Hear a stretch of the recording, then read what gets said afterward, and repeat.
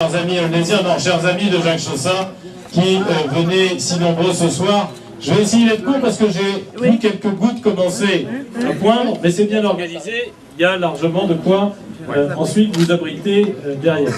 C'est vrai, Jacques, en 1989, en réalité j'ai commencé un petit peu avant, mais toi aussi, mais tu es devenu élu de cette ville. 24 ans après, 24 ans de fidélité à la ville, 24 ans de fidélité à une équipe municipale, celle de Jean-Claude Abriou, dans laquelle tu t'es engagé avec passion, gravissant un à un les échelons, apprenant ta ville, parce qu'en réalité on peut habiter une ville et ne pas bien la connaître. En être l'élu invite à la découvrir, avec ses différences, et Aulnay est une ville traversée de différences. Ce n'est pas qu'Aulnay Sud et Aulnay Nord d'ailleurs, mais appréhender sa ville, la connaître, la comprendre, la sentir pour un jour l'incarner.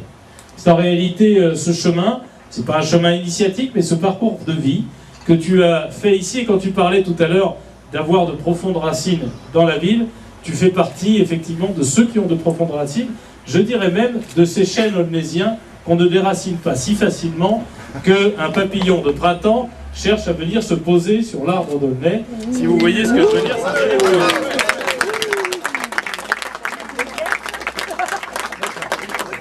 Et ces racines, tu les retrouves ce soir.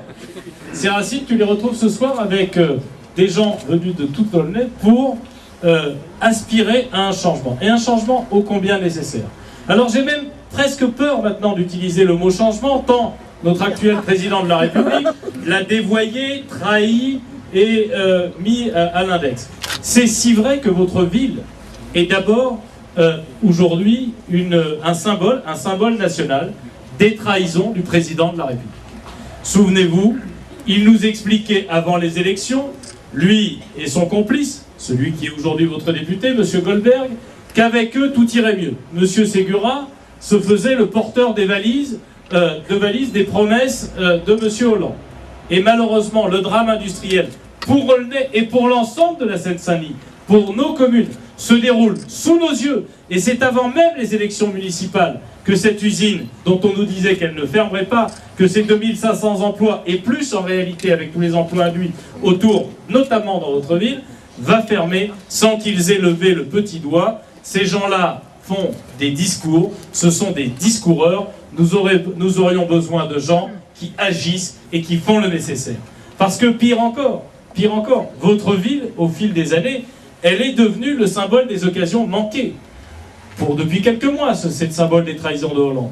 Mais le symbole des occasions manquées, pardon de dire, moi qui suis maire de Drancy, que vous avez une ville qui a une chance, un potentiel et de l'argent, même si tu disais qu'ils ont triplé la dette, comme pratiquement aucune ville autour de nous. Je cite souvent chez moi, alors pourquoi ne pas le faire chez vous? L'exemple d'Aulnay. La ville de Drancy, avec 67 000 habitants, a 90 millions d'euros de budget. Avec 84 000 habitants, vous en avez plus de 200. Il y a de quoi faire quand on gère autant d'argent. Il y a de quoi faire pour servir les Aulnaysiens et pour, comme tu le disais, redévelopper à la fois l'économie dans la ville, mais aussi les formations qui sont nécessaires pour que ceux qui ont raté l'école ou qui sont plus en difficulté dans le parcours d'insertion soient capables de raccrocher les wagons. Et même les ouvriers d'Aulnay ont besoin de la solidarité nationale, mais auront besoin d'un maire d'Aulnay dynamique, pas d'un pleurnichard qui vient à la télévision expliquer qu'il a perdu 5 millions d'euros quand il en a déjà plus de 100 de mois. Ça suffit. Ça suffit. À lui de respecter ses promesses, à M. Goldberg et à M. Hollande de le faire également, puisqu'ils ne le font pas, qu'au moins ils ne viennent pas en plus nous prendre pour des imbéciles, pour ne pas employer un autre terme, en nous disant qu'ils vont pleurer misère par la disparition de l'usine, ce qui d'ailleurs, je le dis, n'est pas vrai, puisque depuis la réforme de la taxe professionnelle, la CVAE, comme on appelle ça, va rester fixe sur votre ville. Donc en plus, il s'est payé toutes les émissions de télé et les articles dans le Parisien pour vous dire qu'il allait perdre de l'argent, ce qui n'est même pas exact. Quand vous avez un maire menteur à ce point-là et qui trahit ou porte les promesses trahies de ses camarades, il faudrait à un moment donné que les Aulnaysiens rendent un grand coup de balai, et je pense que c'est ce dont il y a besoin ici. Alors, oui, tu as les racines, tu as aussi la passion nécessaire à un maire. Qu'est-ce que c'est qu'un maire au fond? C'est celui qui permet aux gens de vivre ensemble. C'est celui, avec son équipe municipale naturellement, qu'on va voir quand ça ne va pas. C'est celui qui raconte pas de bobards. c'est celui qui fait en sorte que les quartiers, les générations, les origines vivent ensemble, que chacun retrouve l'envie qu'en réalité chaque famille porte en elle-même. Puis-je, ici où j'habite, faire grandir ma famille, lui permettre de se développer, de s'épanouir et de devenir heureuse? Eh bien, c'est ce qui manque à la fois à ton concurrent de gauche, qui semble réunir d'ailleurs toute la gauche maintenant. Tu penses, les communistes, ils étaient fous furieux contre le nez, mais ils ont besoin de place, donc ils sont en train de passer sous le tapis.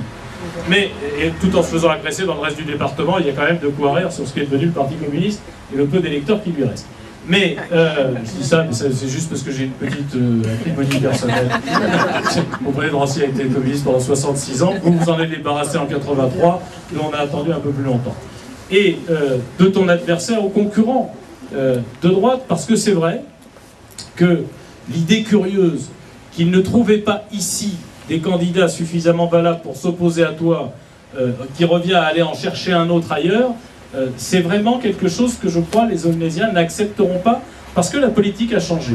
C'est un truc qu'on faisait dans les années 90. On changeait les candidats, on en mettait un, et je te file le sel, repasse-moi le poivre, etc.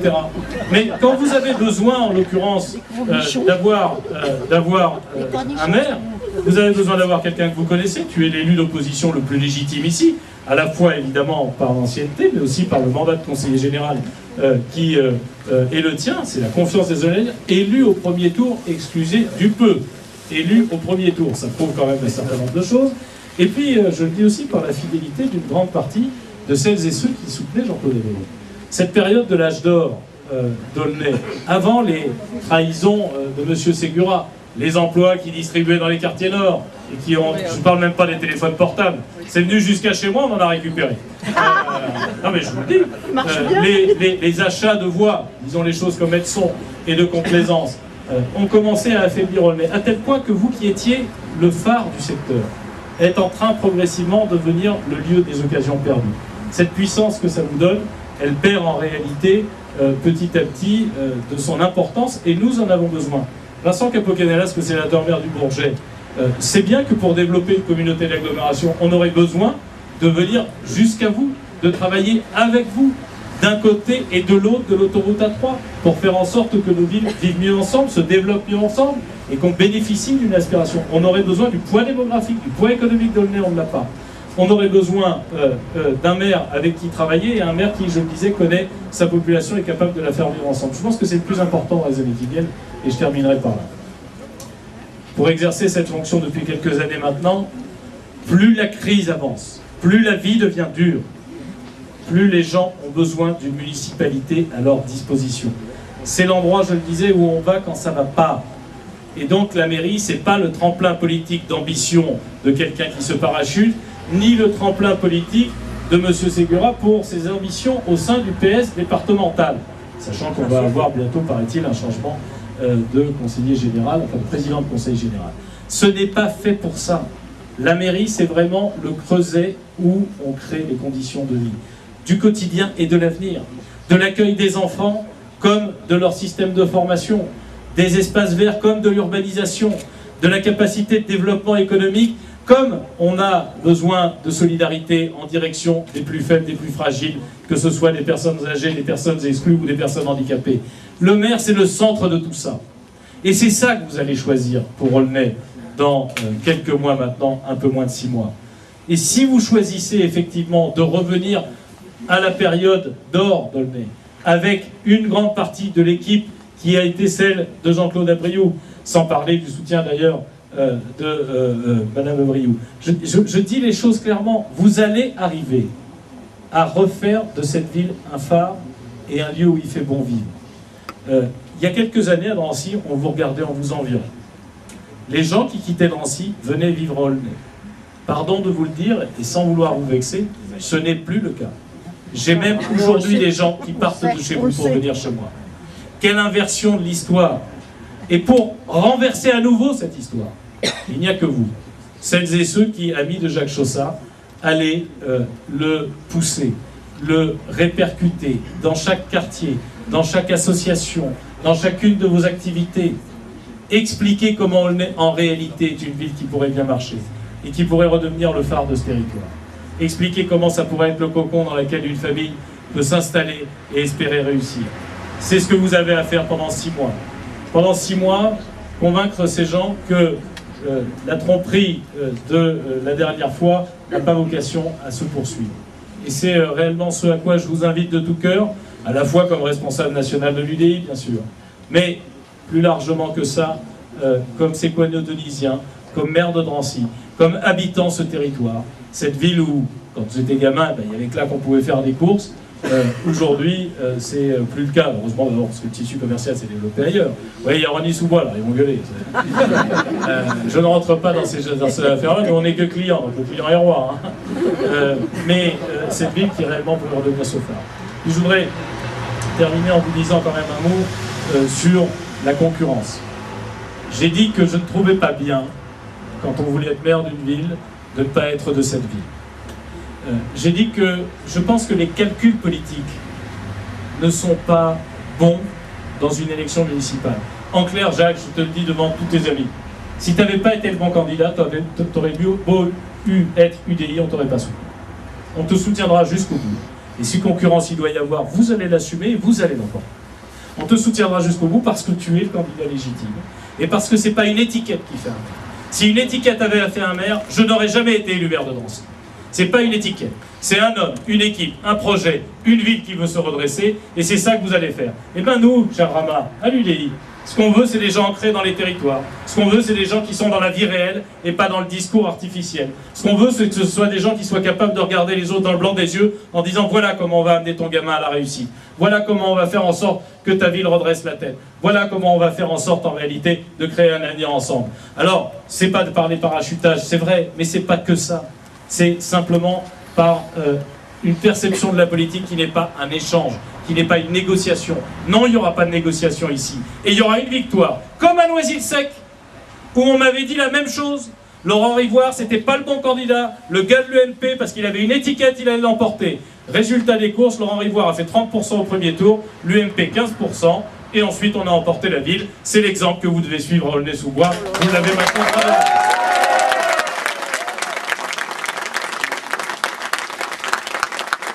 Ce qui veut dire aussi, je vous invite, que les gens qui sont nos alliés naturels, eh bien pendant la campagne, il est inutile, mis à part ce soir parce qu'on était entre nous, de parler d'eux.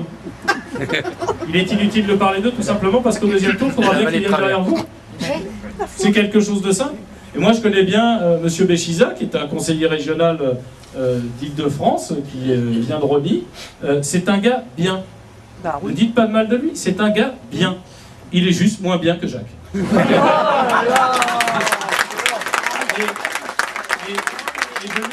nous lui offrons au contraire la possibilité d'apprendre derrière Jacques, aux côtés de Jacques, et ensuite, si ses talents, qui sont sans doute réels, s'avèrent satisfaire les Aulnaysiens, on verra s'il y a plus, s'il y a affinité. Pour l'instant, l'affinité, c'est maintenant, derrière Jacques Chaussat, avec une Aulnay renaissante et qui redevient le phare de notre